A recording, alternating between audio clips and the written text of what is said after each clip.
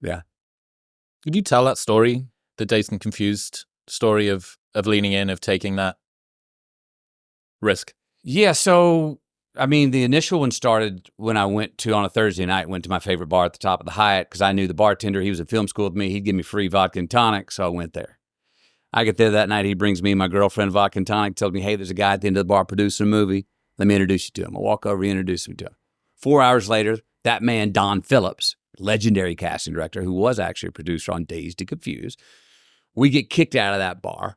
I've had as many vodka and tonics as he had since I sat down, so I'm not leaving easily either. And I'm standing up for my new friend who we hadn't done anything to get kicked out of the bar. We really hadn't. We were just kind of standing on top of the tables, imitating some golf shots we had played on similar courses in the past.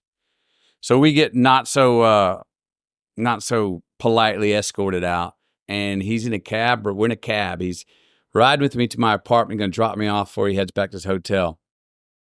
He pulls out a joint, or I pulled out a joint, start smoking. He goes, hey, you ever done any acting? And I said, man, I was in a, Trisha Yearwood video for a second, kind of more of a modeling job. I was in a Miller Lite commercial for about that long. I go, I don't know if to call it acting. He goes, well, you might come to this address tomorrow morning, 9:30. You might be right for this part. It's this character called Wooderson in this movie, Dazed Confused.